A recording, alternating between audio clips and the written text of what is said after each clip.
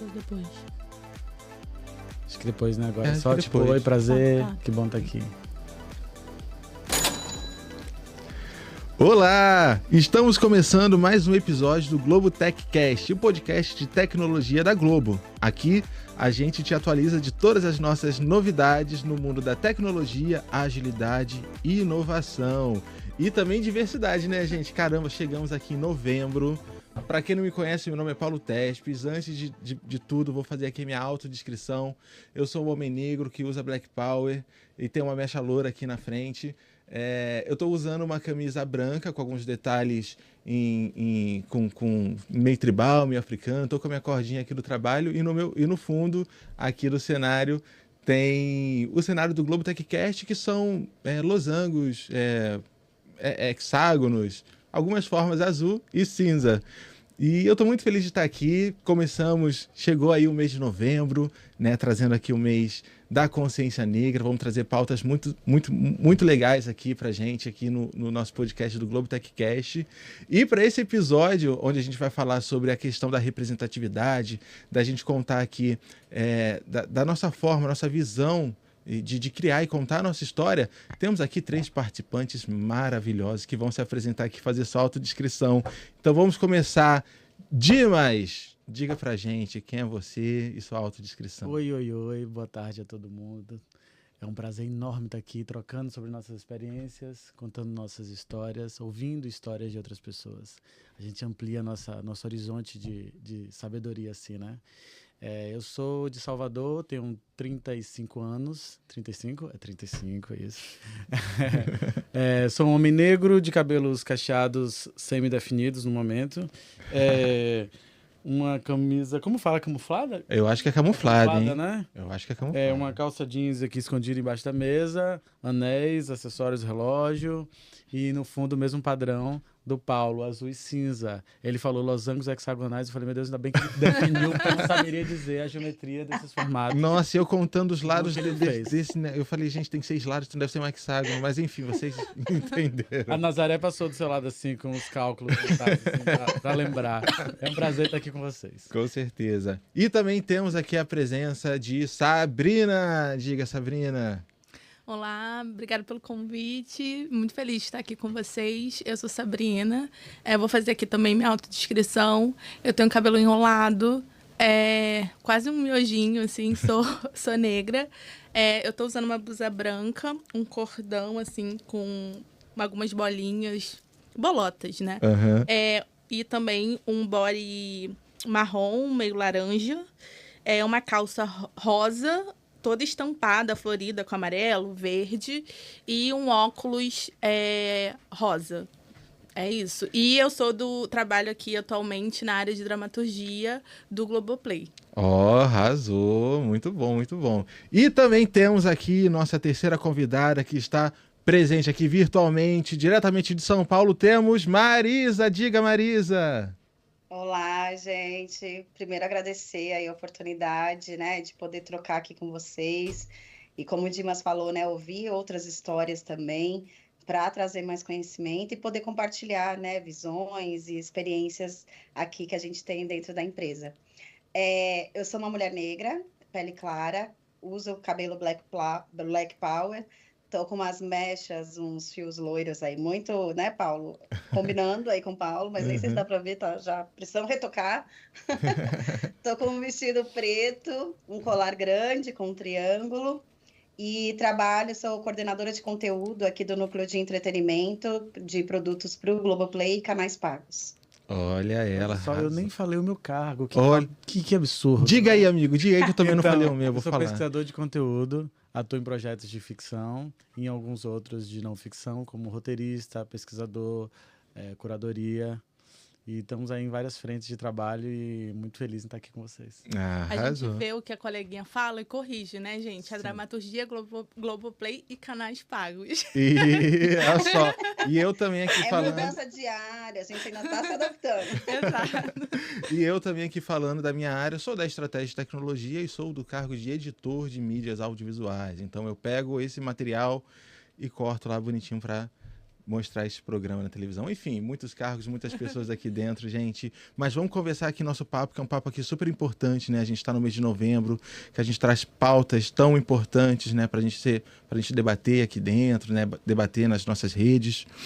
Mas antes da gente começar, de fato, a trazer o assunto, queria saber um pouquinho mais de vocês. Dimas, por exemplo, você nasceu aqui no Rio de Janeiro, você é formado, como é que foi para você entrar na Globo e você conseguir seguir esse caminho ali do roteiro, da dramaturgia?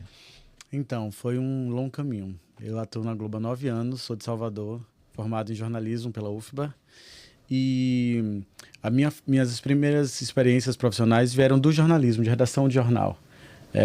Trabalhei na área de esporte, cidade, muito sobre cultura, e era uma área que eu sempre fui apaixonado, cultura e entretenimento, mas por gostar tanto e me interessar, eu tentei ir para outras áreas para manter aquilo como hobby, mas não, a vida me uniu à cultura e ao entretenimento naturalmente, eu não consegui evitar.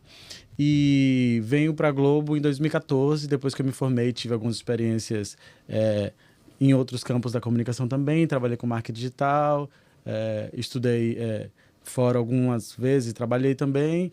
Em 2014 eu tive a oportunidade de integrar a Globo no primeiro programa trainee da empresa. E um programa trainee, num programa trainee você passa por diversas áreas, troca com diversas equipes, entende o funcionamento sistêmico da Globo, assim. E é uma oportunidade, uma janela, uma porta de entrada privilegiadíssima. Uma super experiência, né, também, você viver. Super, assim. E eu entrei e passei por diversas áreas como assim, logística, arte, gravação, produção. Tivemos reuniões em São Paulo com áreas comerciais, acompanhamos gravações, gestões de projetos, área financeira. A gente passava 1 a 2 semanas em cada área, tecnologia. Caraca! A gente, por exemplo, acompanhou, por exemplo, me lembra uma gravação do The Voice pelo ponto de vista do G-Show, depois pelo ponto de vista da produção e em outro momento pelo ponto de vista da tecnologia. Nossa! Para entender um pouco como funcionava uma estrutura de colocar um programa daquele no ar, né? Interessantíssimo, assim. Depois desse momento, eu fui para TV... fui para uma área que trabalhava conteúdos Globo e talentos Globo para os canais pagos. A gente gestava projetos que iam para o Multishow, GNT e G-Show na época. Depois eu fui para a TV aberta fazendo análise, avaliação e fomento de projetos de variedades. Depois trabalhei com pesquisa e tendências por uns 3 ou 4 anos. Que isso, uma caramba. área que foi, assim, foi quando eu voltei para a área mais artística, mais criativa, de onde eu vim, né? Porque no programa trainee você é mais direcionado para uma área executiva, para um cargo executivo. Mas eu sempre flertei com a criação, sempre. Eu escrevo desde criança, assim.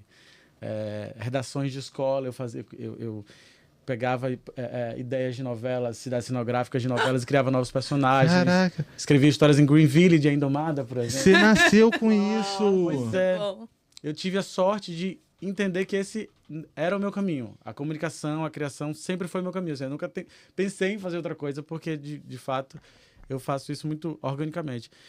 E dentro da área de pesquisa e tendências, a gente mapeava tendências, direcionamento do mercado audiovisual e também de temas dentro da cultura, economia, sociedade, para entender o que o mundo estava fazendo enquanto formatos audiovisuais e fomentar isso dentro da empresa.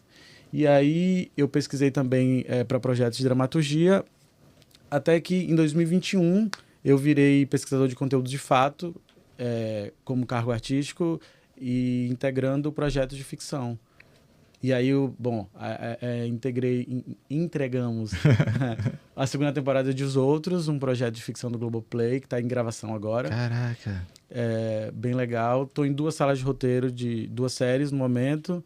E a gente entregou também 2 edições do Negritudes, uma em 2022, fechada. A gente deve falar mais à frente um pouco mais, mas um evento interno em 2022, um evento aberto para o público em 2023. 2 campanhas de consciência do mês de novembro, de consciência negra, em 2021 para as redes sociais da Globo, em 2022 para a TV aberta, canais fechados. Eu na equipe de curadoria e de roteiro, né? Tudo muito coletivo, é importante falar isso, assim. A gente fala dos projetos em que a gente se inseriu, mas é tudo muito coletivo, né? A gente trabalha com dezenas de pessoas para fazer acontecer. Isso Essa cocriação super importante, né? Para a gente trazer essa questão de vários pontos de vista, né? Da gente pensando em outros pontos também, da gente trazendo essas novas visões e fazendo, com certeza, o melhor conteúdo. Amigo, caramba, que legal, né? Uma super experiência. É legal, né? Você ver a Globo por várias áreas, porque eu sou da tecnologia, mas às vezes eu vejo também ali pelo olhar da direção, do roteiro. Falei, caramba, parece até, né, um outro formato, mas que no final dá sempre para o mesmo conteúdo, não é mesmo? E Marisa, você que está aí, diga para nós. Você conta um pouquinho para a gente aí da sua história. Você entrou na Globo hoje, o que você faz aqui? Bem, eu sou atriz, radialista, né, formada em rádio e TV.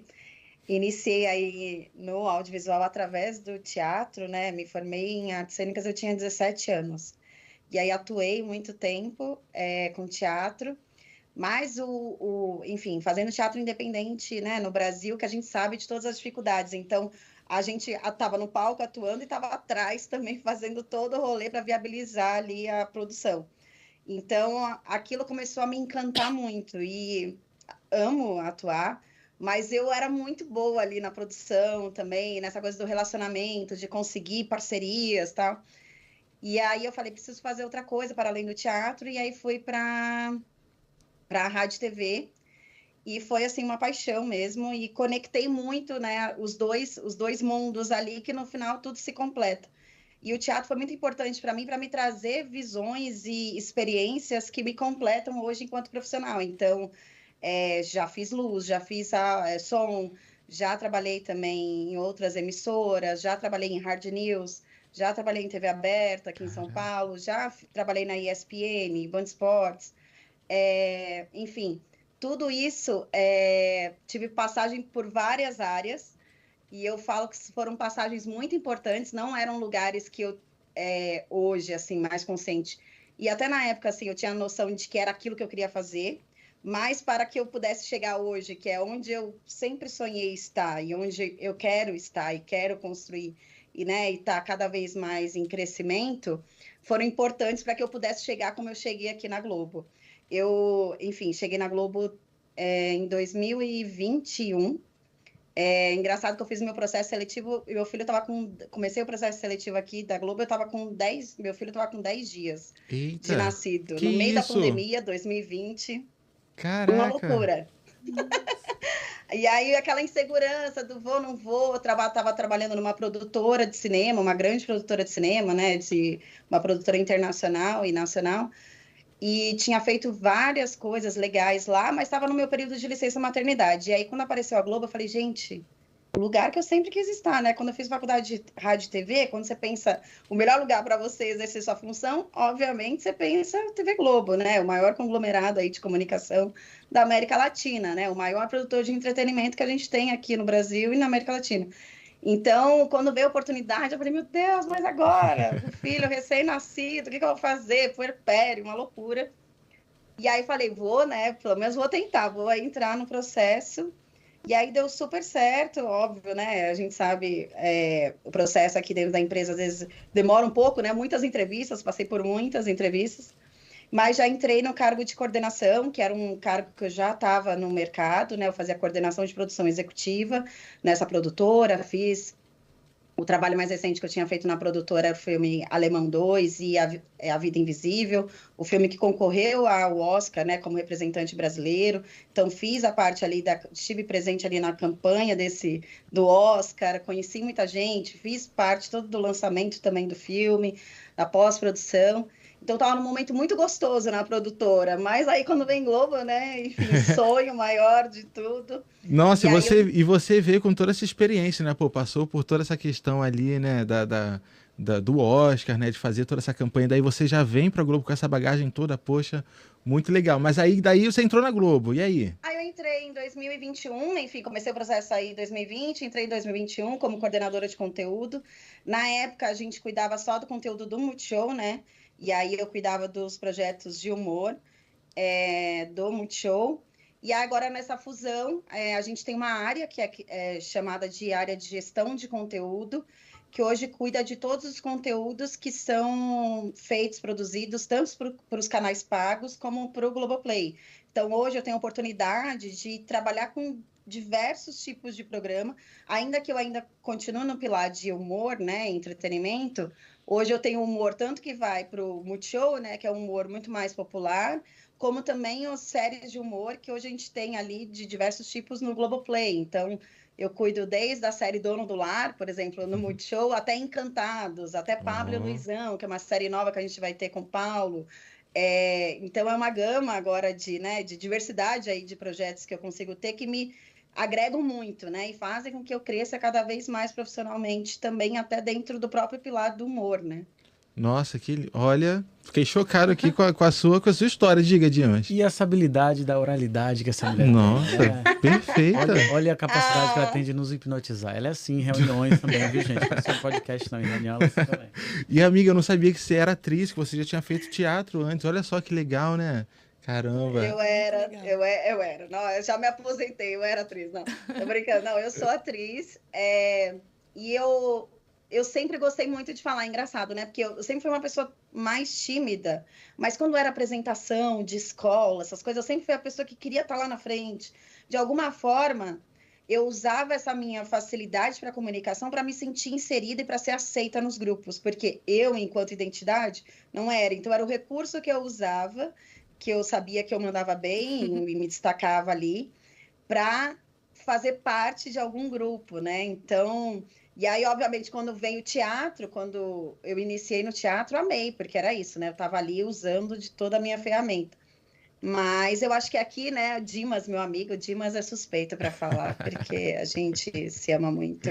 É uma feliz conexão. Eu acho que a gente eu sou muito privilegiada, assim, de ter entrado na Globo, nesse momento que a Globo tá, e de ter conexões tão reais, sabe? Aqui, tão verdadeiras, com pessoas tão incríveis. E é óbvio que, para além do Dimas, né, que realmente é uma pessoa que eu já tô, né, conectada há um tempo aí, a vocês dois também, Sá e Paulo, acho que são felizes encontros que a empresa nos proporciona. Ah, que lindo. Eu também gosto muito desses encontros, né? De saber da história das pessoas, de saber, poxa, como é que elas fizeram para chegar até aqui, né? De estarem aqui e o que elas passaram ali na vida, né? Eu adoro saber da história porque a gente começa a conectar as histórias, falar, caraca, faz sentido isso, faz sentido aquilo. E agora a gente quer saber de você, amiga. Conta pra gente. Como é... Gente, vocês não têm noção. Ela tem uma apresentação PowerPoint contando da história da vida dela vinculada a nomes de produtos que já teve na Globo. É uma loucura. Amiga, conta pra gente ali rapidamente o que já aconteceu ali na sua vida. Então, o que falar, né? Depois de ouvir Dimas, Marisa, todo esse repertório, você falou de se sentir privilegiada, eu tô me sentindo muito privilegiada de estar aqui com vocês. Uma baby ainda, a nível de experiência e de Globo também. Então, muito feliz mesmo. E assim, a minha trajetória, eu sou de Magé, né? Região serrana, Baixada Fluminense, cada um diz uma coisa. Estudei a vida inteira em escola pública, na escola pública de ensino. E também fiz teatro, a minha história, enquanto o Dimas falava, eu via conexão, a Marisa falando também, fui percebendo algumas conexões. E... fiz teatro desde novinha, cheguei a tirar o DRT, só que a gente tem aquela história, né? Você que é pobre, preto, da Baixada, vai fazer teatro, vai viver de quê? A gente tem que botar dinheiro em casa. E aí, falei, não, preciso escolher uma profissão. Qual a profissão que dá mais liberdade de comunicar e de explorar esse lado? Escolhi o jornalismo, né? E decidi que faria jornalismo na UERJ.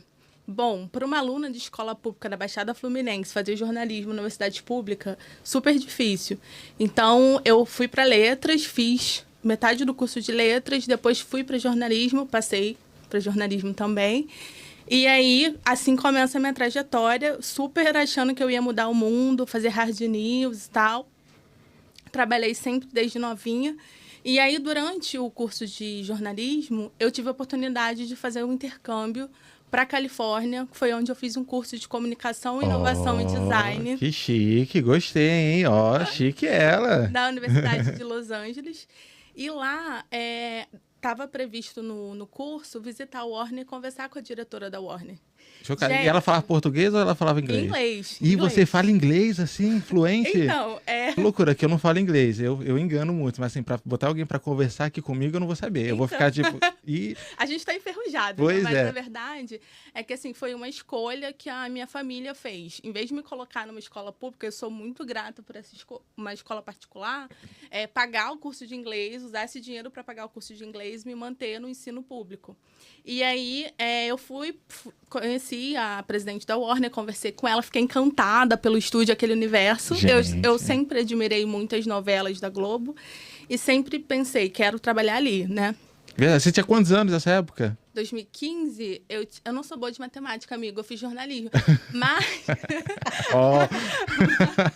Mas eu acho que eu deveria Somos de humanas, né? Exato.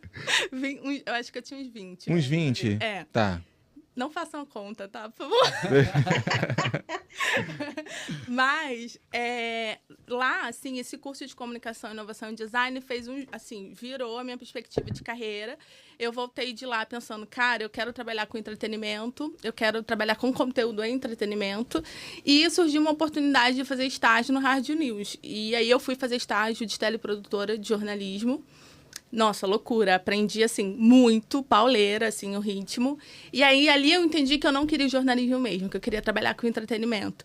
Nesse momento, eu mudo a minha pesquisa de conclusão de curso e vou fazer um estudo sobre uma novela da Globo, das 6, da Elizabeth Jean, Além do Tempo, onde eu começo a perceber que, assim, a novela já tinha terminado e 1 ano depois do fim da novela, as pessoas mantinham o engajamento e a retenção ali na internet. E eu falei, será que eu estou diante de um fenômeno? Eu vou estudar isso. E assim, a minha carreira começou a se direcionar para o estudo das narrativas, da dramaturgia, né, propriamente dita. E eu fui trabalhar no Museu da Manhã, com conteúdo, no time de conteúdo. E lá, assim, foi uma experiência incrível, porque eu comecei a escrever roteiro de games, roteiro de interativos, e também... produzir mesmo narrativas para exposições. Como você pegar termos muito técnicos e transformar num joguinho, transformar numa linguagem mais simples. Olha só, difícil isso, hein? É um super desafio. Exato. E aí, quando eu saio do Museu da Manhã, eu vou trabalhar em agências de marketing digital. E eu sou uma pessoa que eu sempre fui muito da área de venda, né? Eu paguei meu pré-vestibular vendendo roupa. Eu ia para o Brás buscar roupa para vender e vendia roupa. Paguei meu pré-vestibular assim. E sempre gostei muito dessa coisa de negócios. As pessoas que me conhecem falam que eu só não vendo a minha mãe porque é minha mãe. Mas... Olha só. Exato. E aí eu fui trabalhar no grande e-commerce. E nesse grande e-commerce eu fui trabalhar na área de conteúdo. E aí teve uma reestruturação lá. E essa pessoa da área de dramaturgia de conteúdo vai trabalhar com dados e vai trabalhar na área de gestão de crise, fazendo relatórios de gestão de crise dessa marca nas redes. E, ao final disso, reportando para a área de PR. Então, assim, a minha carreira ela tem um 360, assim, que muito loucura. grande. E aí, quando eu saio de lá, eu vou trabalhar numa grande produtora de audiovisual. E nessa produtora acontece uma coisa muito louca, assim, que nem nos meus maiores sonhos. Eu vou trabalhar como curadora dos projetos, eu analiso os roteiros, né, tudo mais. E aí eu começo a trabalhar no projeto da Fátima Bernardes. E aí a Fátima Bernardes na pandemia, passa a fazer reuniões dentro da minha casa. Que isso? Dentro da sua casa? Não, no Teams, obviamente. Tá, pelo amor. Tava aqui. Nossa, que salto. Eu pensei, gente, a Fátima tá na casa dela, sentada no sofá ali. Por isso que eu ressaltei na com pandemia. Sabrina, com Fátima. Pera.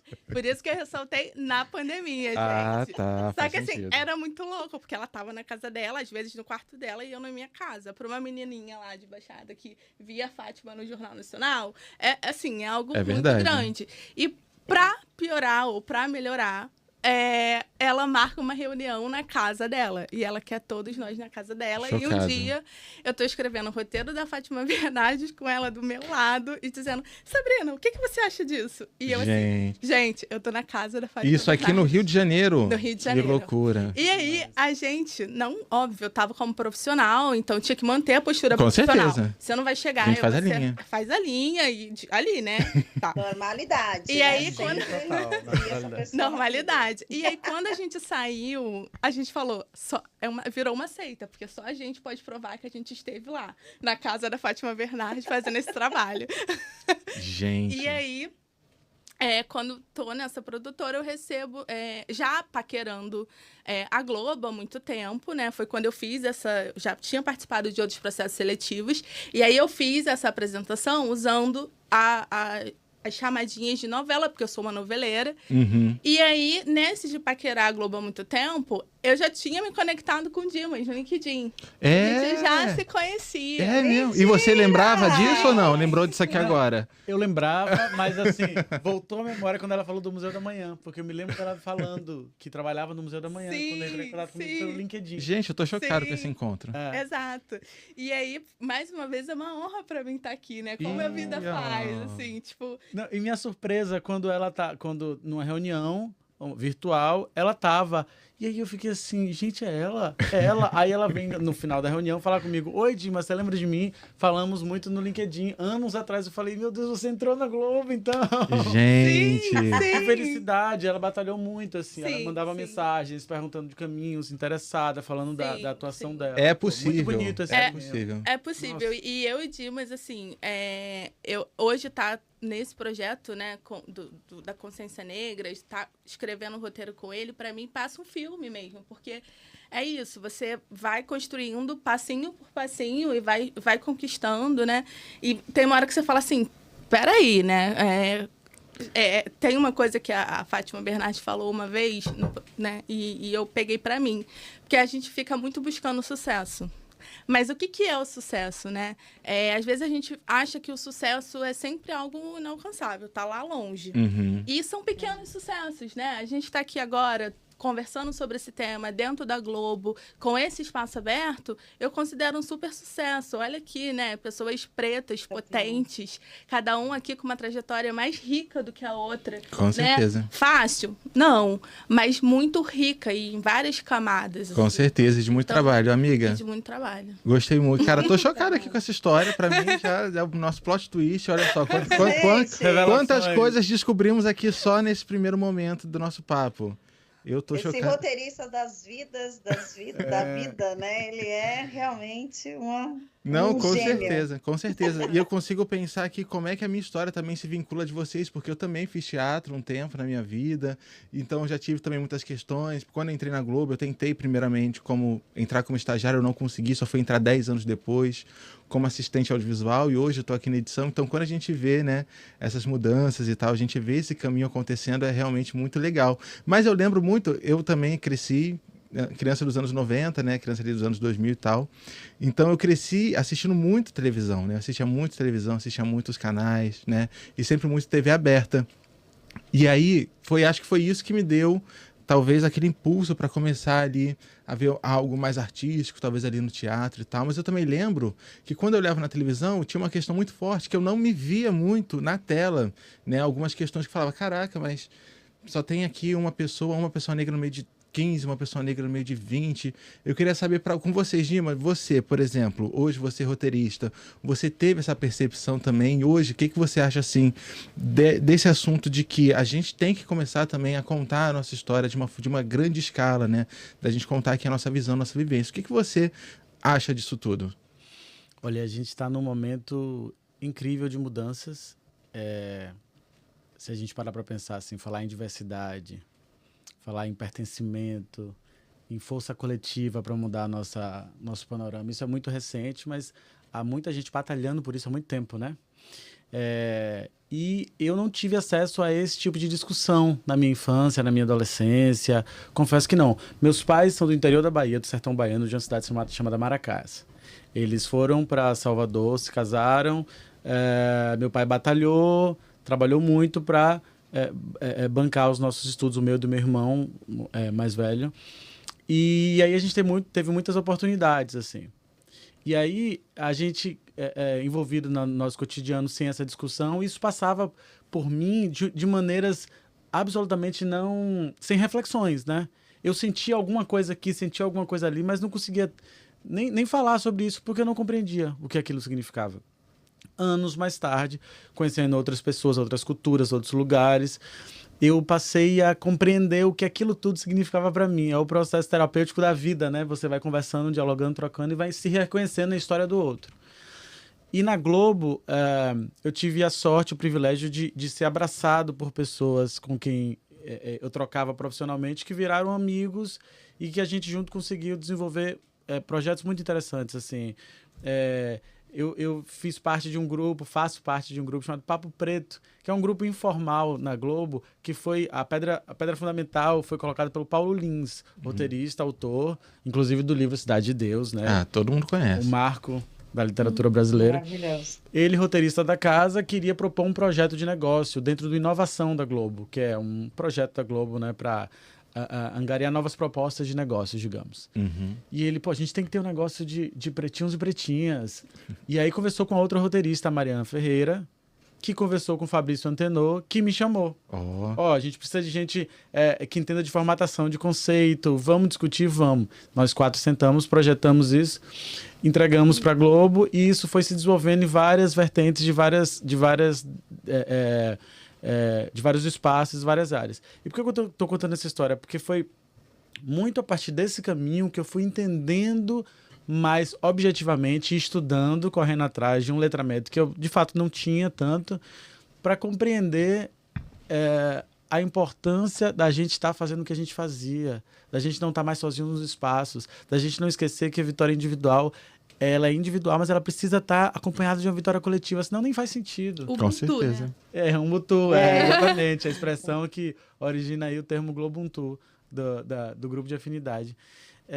Então, assim, é muito importante a gente estar de mãos dadas com os nossos para refletir sobre como a gente pode quebrar barreiras, né, furar bolhas, para trazer essas narrativas de representatividade, para que as crianças hoje em dia, os adolescentes, os próximos adultos, não tenham mais essas lacunas identitárias de percepção. Né? Ou, se tiverem, entenderem o que aquilo significa mais cedo, para se fortificar mais cedo, entender como encarar aquilo. Né? Porque senão a gente vai sendo moldado por uma sociedade que vai dizendo que o nosso cabelo é feio. Meu cabelo eu deixei de raspar na pandemia. Caraca. Eu não conhecia o formato do meu cabelo. Passei 32 anos raspando o meu cabelo. Até que na pandemia, por que não deixar crescer? Vamos ver. Meu marido me apoiou, falou, não, vamos ver, eu nem conheço seu cabelo, a gente está junto há tanto tempo, vamos ver.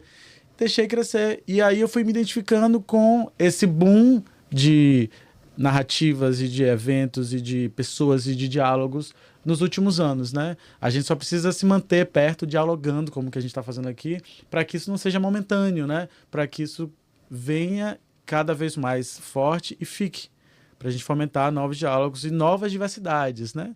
Que outras caminhem com a gente também. Com certeza. Pô, muito legal. Você falou do seu cabelo, eu lembro, né? Porque a gente tem uma questão de, passa a máquina, né? Eu vivi muito isso quando era criança. Eu só vivia de cabelo raspado, até que eu, de fato, mas o meu foi um pouquinho mais cedo, foi quando eu estava no ensino médio. Eu falei, não, vou deixar crescer. E aí eu deixei crescer, mas assim, eu via coisas horríveis, era 2009. 2009, naquela época, eu ouvia cada coisa terrível, mas assim mesmo me mantive. Claro que teve, né, um período de transição para conseguir, né, falar como é que é meu cabelo, como é que eu vou cuidar dele, eu não tenho noção. Hoje é gelatina, mas é creme, é gelatina, como é que faz? A máscara de hidratação. Não sabe. Acho que eu ainda estou aprendendo ainda, não sei direito, porque eu não aprendi isso em casa, né, porque não deixava crescer, então. E durante muito tempo o mercado passou uma ideia de que o cabelo cacheado, o cabelo crespo era difícil e mais caro de cuidar.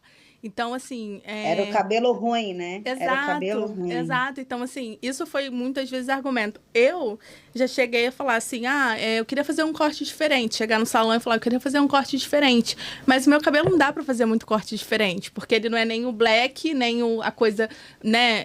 Fica ali no meio termo. E a pessoa fala, não, peraí, você usa os produtos certos? Eu vou te mostrar vários cortes aqui de cabelo cacheado, do estilo do seu, do tipo do seu. E eu falo, existe isso?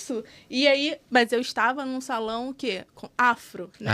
Eu estava num salão onde estava preparado para isso, para me mostrar uma série de cortes, uma série de... Então, assim, essa mudança também acontece do ponto de vista do mercado, disponibilizar produtos, de fazer entender que tudo depende de como você trata o seu cabelo. Você entender, né? Assim como as pessoas de cabelo liso também precisam entender como tratar os seus cabelos. Então, eu acho que também tinha muito essa dificuldade, né? para tratar cabelo cacheado, a pessoa vai gastar mais, né? Até que você vai desmistificando, né, essas narrativas. Com né? certeza. E a gente vê também isso com maquiagem, por exemplo, né? Com várias tonalidades de peles negras, geralmente tem poucas. Agora que a gente está conseguindo ver mais tonalidades, né? Uma menos retinta, mas até chegar ali em níveis mais retintos, porque, né, a gente tem uma variedade enorme de tons de pele, né? Então isso a gente vem visto se desmistificando aqui no nosso dia a dia. Mas, ô Marisa, o Dimas ele falou, né, que ele já estava participando, né, dessas cocriações. E aí na sua área também tem entregas muito legais, né? Como é que tá aí na sua área essa questão da questão da representatividade também dessa criação desses criadores? Como é que tá aí? Primeiro eu queria só complementar que você veio, né? No final que a gente passou por tudo isso, né? Eu falo que eu fiz uma transição capilar e racial aos 30 anos, né? Que eu me lia como branca, alisava o cabelo desde os 10 anos de idade, não conhecia meu cabelo, e só parei de alisar quando eu engravidei, né? E aí, enfim, do meu primeiro filho. E aí eu fui obrigada a parar. Então foi quando eu tive a consciência da pessoa que eu sou, me assumi e comecei a valorizar, enfim. E esse movimento meu contaminou minha família inteira, sabe? Assim, a minha mãe que parou de alisar o cabelo aos 50 e poucos anos. E que hoje vai para o Negritudes e chora ouvindo todas aquelas palestras. É muito impactante, assim, importante todo esse movimento que no final são indivíduos que se juntam, né, por um bem coletivo ali e impacta muitas vidas. Então, enfim, a gente está fazendo muitas entregas legais. Eu estou com o Dimas, com a Sá, uma das entregas que a gente está fazendo, né? Eu, como líder aqui do Globuntu, estou na liderança aí junto com eles do evento de consciência negra da Globo, né? A gente vai fazer um evento, a gente vai ter diversas ações ali ao longo do mês, né? Esse podcast é uma delas, né, Paulo? Em parceria aí com vocês, com o Globo TechCast. Então, agradecer aqui a oportunidade dessa parceria aqui para a gente poder somar nesse Novembro Negro. E na minha área, eu entrei muito nesse lugar, né, de ser a primeira coordenadora negra da área, a gestora negra.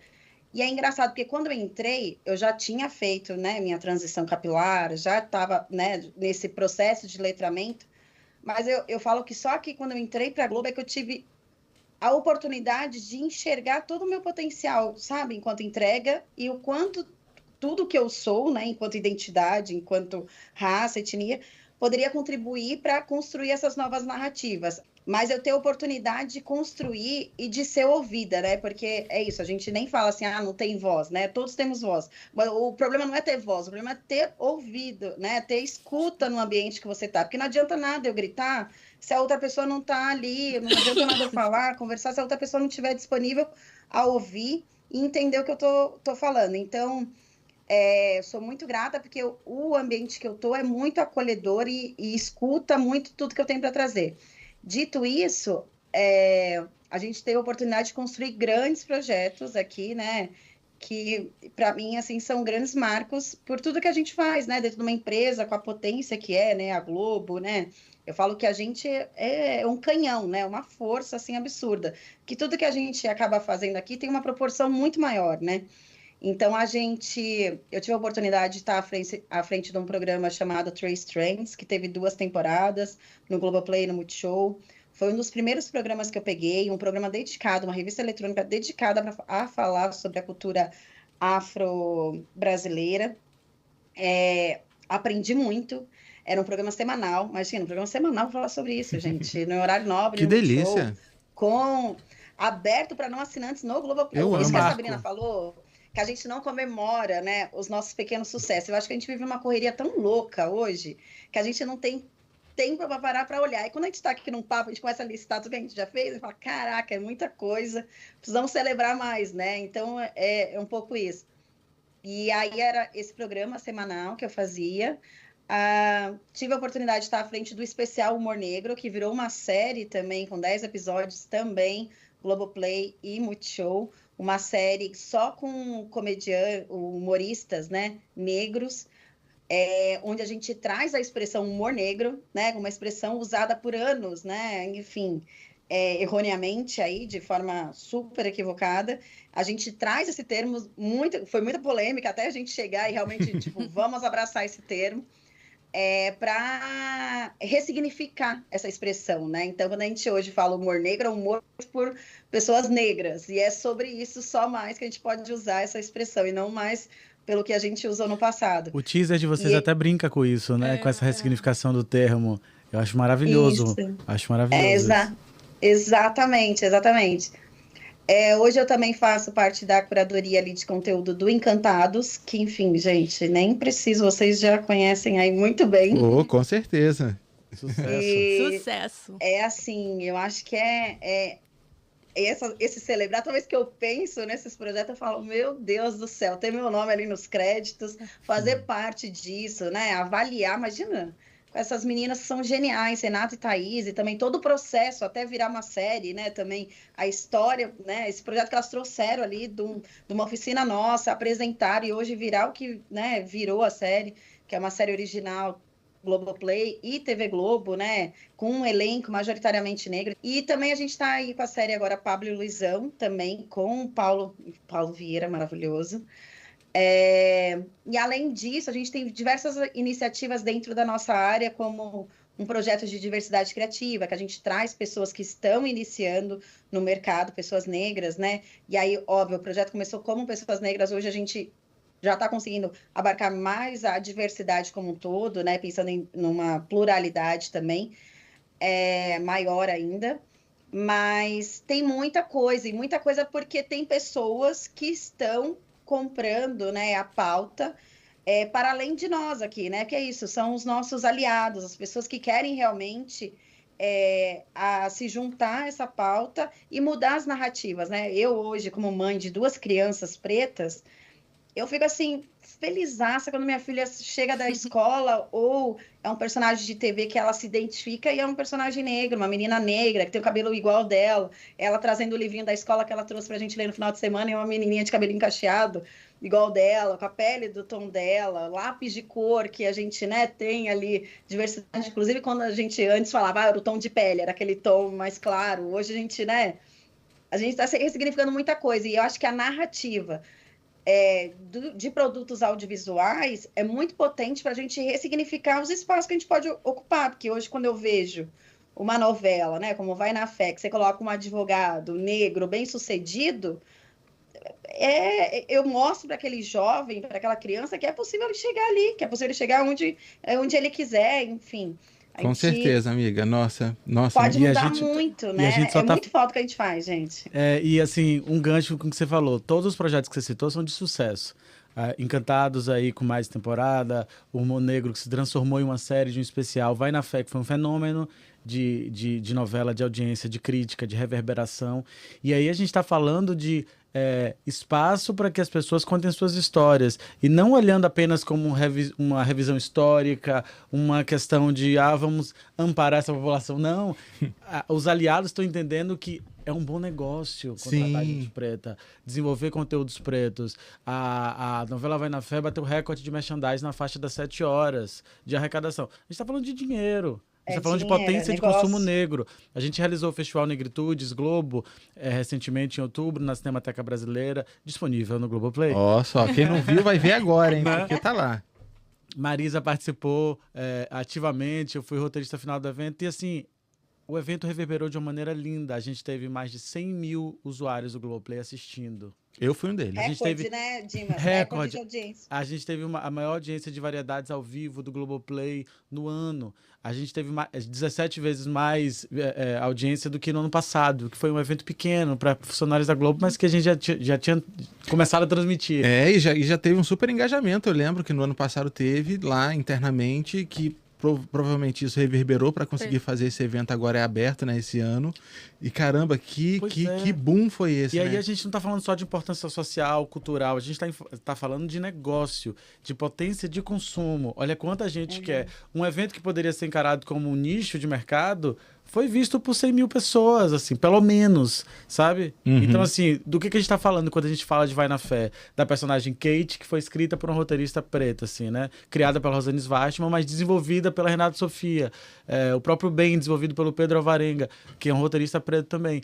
A contratação dessas pessoas, a permanência e a liberdade para elas contarem as histórias que estão ao redor delas. A perspectiva delas, né? E que, assim, a partir das origens, das famílias, dos trajetos que elas fazem, de casa para o Projac, por exemplo, o que elas observam é muito diferente de uma pessoa que mora no Leblon, em Ipanema, da maneira como ela enxerga o mundo. E isso é que vai gerar bons conteúdos que reverberam em todas as classes, em todas as camadas sociais, que gera lucro no final das contas. A gente tem mais de 50% da população negra, né? Isso, assim, se a gente considerar as camadas que colocam lá no IBGE que se autodeclaram. Se autodeclaram. Fora as pessoas que, assim como a Marisa, não se entendiam como negras ou não se entendem porque têm a pele mais clara. E aí, é muito importante quando a gente pensa em narrativa, essa verossemelhança, né? Quando a gente vai pensar em construção de narrativa, e sobretudo na dramaturgia brasileira, porque é muito específico, né? As pessoas precisam se sentir representadas, né? A ficção, por exemplo, ela não tem obrigação de cumprir com a verdade. Não é uma obrigação, é ficção. Mas ela precisa ser verossímil, ela precisa... Quando se fala de nacional, de produtos nacionais, ela tem uma responsabilidade social. Uma vez eu estava numa palestra da Glória Pérez e ela falou assim, eu acho interessante que nos Estados Unidos, se você coloca um carro voando, as pessoas embarcam, né? No Brasil, existe uma cobrança para que a novela ela cumpra um papel social, e existe mesmo. Então, durante as minhas pesquisas, eu faço mestrado em produção de conteúdo digital, mídias criativas pela FRJ. Né? E estudo as narrativas do ponto de vista híbrido. A gente percebe muito que o engajamento, a retenção, isso que o Dimas está falando, né? Passa muito por uma verdade que não é só você colocar roteiristas pretos, isso é extremamente importante, profissionais pretos, mas você conseguir construir um olhar e uma perspectiva fora do viés da colonização. Né? Porque a gente tem a nossa história. A nossa história não é só essa história de escravidão que foi contada. Com certeza. Então, a gente retomar isso com essa verdade, o público percebe, se sente representado e engaja. Essa novela que eu fiz a pesquisa Além do Tempo, o que eu achei muito interessante é que, assim, a Globo ela não produziu conteúdo novo para botar nas redes sociais, para ficar engajando. O que tornava as pessoas ali repostando eram os diálogos. E apesar de não ser uma novela voltada com muitos profissionais pretos ou com atores negros envolvidos, a temática também tinha uma coisa ali, espiritualidade, mas não era religiosa. Era uma novela, digamos que genérica, né? Se a gente pode falar assim. As pessoas, o engajamento foi alto, ela chegou a bater a audiência do Jornal Nacional num determinado momento, isso está na pesquisa, e fez muito sucesso porque os diálogos, as coisas que eram ditas, eram coisas inerentes à existência humana. Sentimentos, dores que todo mundo passa. Então, a gente entra numa outra camada de estrutura quando a gente vai pensar roteiro, por exemplo, e o Dimas está aqui, pode até complementar, que a gente precisa trazer personagens com subjetividade. Para isso, a gente precisa de tempo de tela, a gente precisa desses personagens ocupando papéis, não só na trama D e E, na trama principal, não só em lugares marginalizados, não só a empregada doméstica, não só a guerreira. Eu não quero ser só guerreira, né? Isso é uma frase, assim, a Sol fala isso na novela. E como eu me senti representada por essa frase. Quantas vezes chorando eu falei para minha mãe, eu não quero ser guerreira. Eu tenho esse direito. Falei, eu queria ser herdeira, eu quero ser herdeira. Exato. E para muita gente falar guerreira, ela é guerreira, é um adjetivo positivo, né? Às vezes a intenção Mas aí você tem uma pessoa na sala de roteiro que pensa assim, gente, esse termo guerreira, vamos refletir sobre isso, o que é que significa, e já coloca na fala de uma personagem que reproduz aquilo num projeto de entretenimento com super impacto para as mulheres pretas do Brasil. Para gerar uma reflexão, né? E além disso, agora, a gente tem isso, a gente tem um público muito participativo, né? A TV aberta, ela tem uma narrativa que permite mudanças. O streaming, por exemplo, como o Globoplay, você tem ali o trabalho fechado. Então, exige muito mais um estar atento, um ouvir, um perceber, porque você não vai ali pegar a percepção do público e alterar a trajetória de um personagem. Então, você precisa construir esses personagens não de forma superficial. Você precisa dar para eles complexidade, subjetividade. Isso não só relacionado à questão racial, mas a qualquer marcador identitário, né? Então, eu, quando entrei aqui na Globo, eu fui muito agraciada, assim, porque o Dimas falou, e eu quero reiterar o trabalho coletivo, né? O Globoplay, tanto da parte de dramaturgia quanto da parte de documentário, tem uma equipe incrível, eu aprendo muito com eles, mas a gente se divide por projetos. E eu tive a oportunidade de acompanhar aqui do lado do Globoplay a primeira novela original Globoplay, Todas as Flores. lançada, né? A primeira exibição no streaming, que foi Todas as Flores. E a gente também teve um número ali representativo de personagens negros em outros espaços também. Você tinha personagens negros como a Joy, né? Como o papel do Douglas Silva também, que eles tinham poder aquisitivo, eles estavam em outros espaços. E você tinha a questão da protagonista com a condição, né, de deficiente visual. E era muito interessante, porque o João Emanuel, ele é expert, né, gente? É uma coisa assim... Eu não tenho nem o que falar, o cara é incrível. E ele conseguia ali dar para todos os personagens essa subjetividade, né, em maior ou menor grau, de acordo ali com o equilíbrio dentro da trama, e essa complexidade sem ficar limitado a esse marcador. Então, você tinha ali a Maíra, por exemplo, que era uma mocinha, mas ela não era só mocinha, né? Você tinha ali muitas camadas. Então, assim, a gente não é uma coisa só. O branco, quando ele é retratado, ele pode ser um pouco de tudo. A gente consegue perceber essas camadas. Agora, o preto, ele fica estereotipado, ele fica dentro de um recorte. Então, quando você vê novelas que tudo isso aí que o Dimas citou, Vai na Fé, todas essas últimas produções que fizeram sucesso, tiveram profissionais pretos na produção, na caracterização, na sala de roteiro, em todas as frentes, e até os próprios atores, para garantir essa subjetividade. Se a subjetividade ela não está no texto, ela tem que aparecer na mise-en-scène, ela tem que aparecer com uma direção atenta, né, dizendo, vamos trazer mais camadas aqui, quais ações a gente pode fazer, né? E aí isso traz um outro desafio, que é um desafio que na minha área de atuação isso é muito, né, eu fico muito atenta, né? É muito importante para todo mundo que é do audiovisual e quem faz audiovisual preto, né? E a gente discute também lá na FRJ, que são as novas tecnologias, né? Porque quando a gente vai filmar o preto, né? Quando a gente vai filmar, sobretudo o preto retinto, a gente precisa garantir que ele não fique estourado na tela, ou que ele não fique pálido demais. Como é que você equilibra isso? Né? Exato. Tudo, um monte de coisa. Então, antigamente, a gente tinha, né, um cartão que era o Shirley, né, o cartão que usavam, e que tinham ali mulheres brancas, né, como representação ali. Agora, né, a fotografia é muito importante. Você tem profissionais renomados que já estão buscando novas tecnologias e vão precisar aprender com a galera preta, que com muito pouco faz a coisa acontecer. Então, assim, nós temos potência, nós temos... E outro recadinho que eu queria deixar é que, assim, embora a Globo ela seja uma empresa que, graças a Deus, né, está abraçando a diversidade, a gente hoje tem uma empresa mais plural, mais diversa, a gente está sendo acolhido nessa caminhada, tendo oportunidade mesmo de mostrar o nosso talento, o nosso trabalho, em maior ou menor grau, a gente precisa entender que nós não somos só o nosso marcador identitário, né? O marcador identitário, ele pode sim ter sido um dos aspectos que fez a gente ser contratado. Mas nós temos o que entregar. Não é só o marcador identitário que garantiu a nossa contratação. Isso precisa ficar muito claro, né? A gente não está aqui por um favor. A gente está aqui porque a gente tem uma bagagem, a gente tem conhecimento e a gente tem muito a entregar. Assim como a gente tem muito a aprender, porque a Globo é referência, os profissionais aqui são referências. Com certeza, amiga, olha... Entendeu? Então, assim, eu acho que a empresa é feita por pessoas e é muito importante que as pessoas aqui tenham essa consciência. A gente de conseguir transmitir, né, o nosso melhor e o que a Marisa falou, né, os nossos...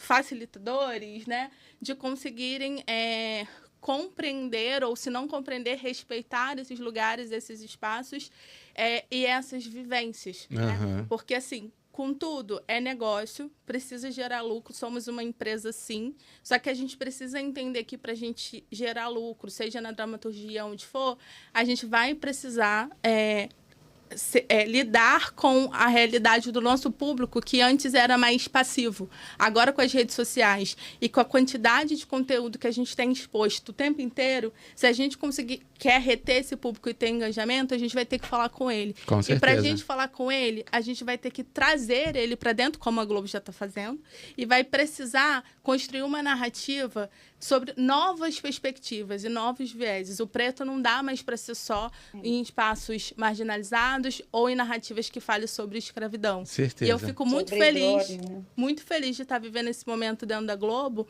e de ver todos esses projetos que a Marisa falou sendo tratado a partir dessas novas perspectivas. A gente está agora lançou em outubro Resistência Negra, né? Foi até a pré-estreia no Negritudes. Acho que vai lançar ainda, né? Não vai lançar ainda. Vai lançar agora. Vai lançar em novembro. 20 de novembro. Não, foi no Negritude que teve a pré-estreia. No Negritudes a gente teve um teaser e um papo com o Ivani, que é o idealizador, e teve a pré-estreia no Festival do Rio. Festival do Rio, isso. E é do time de documentários. Então, assim, a gente tem pessoas pretas no time de documentário. É isso. E uma das pessoas envolvidas no projeto é uma mulher preta. Então, a gente garante, né, pelo menos que tem esse olhar ali, né? E agora também a gente está com um projeto da série... Não é para agora, na verdade, mas eu tô nesse projeto com a Thaís Araújo protagonizando. Cuidado para não lançar spoiler aqui, hein? Não. Mas esse aí tô ansioso pelo Reencarne. É Reencarne. Tá. É com o Igor Verde. É com o Igor Verde, Elísio Lopes, Amanda Jordão e Juan Julián. Amigos, colegas de trabalho incríveis. Tô curiosíssimo. Não vou te dar spoiler. Gente, é nesse clima assim, perfeito. Tem que assistir. Amiga, assina embaixo tudo que você falou, acho que é sobre isso. Olha só, o tempo passou. Olha só que rápido, estamos aqui encerrando mais um episódio aqui do Globo Tech Cast. Mas antes, vamos nos despedir, né? Que rapidamente temos aqui mais 3 minutinhos para a gente encerrar aqui a nossa transmissão. Então, amigo, qual a última palavra que você quer deixar aí pro pessoal que está assistindo?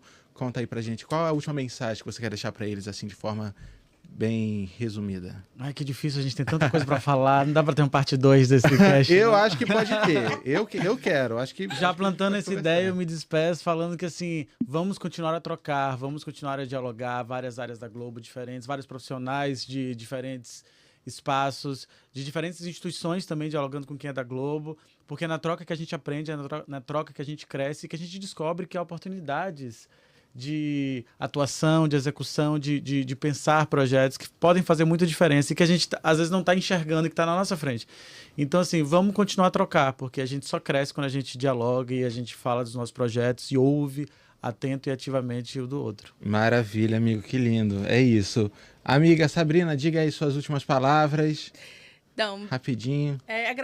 Quero muito agradecer a oportunidade. Foi muito rico ouvir vocês. Eu queria ir... Vamos para um bar? Continuar esse E aí a gente coloca a Marisa lá no telefone. Não, porque assim, a gente às vezes também tá aí na correria, cada um com as suas demandas, e a gente não sabe muito o que tá por trás, né? Então foi muito legal essa oportunidade de saber que a Marisa fez teatro e que veio do teatro, né?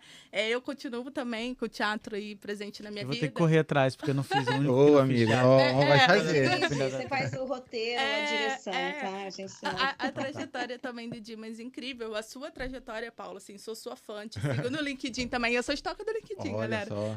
É isso. E aí, é só assim, eu queria deixar uma mensagem para quem tá começando, não desistir, porque assim, a gente não tá aqui só pela gente, a gente tá aqui por todos os nossos antepassados e a gente precisa honrar cada um. Então, nessa oportunidade, eu tô aqui me perguntando se eu honrei, às vezes, a ansiedade para falar. Nossa, honrou demais. Pra ansiedade para falar e para trocar, é porque assim, eu tô por mim e por todas as outras, eu e a Marisa, mulheres pretas, né? E os meninos também. E a gente precisa estar junto e também ampliar os espaços.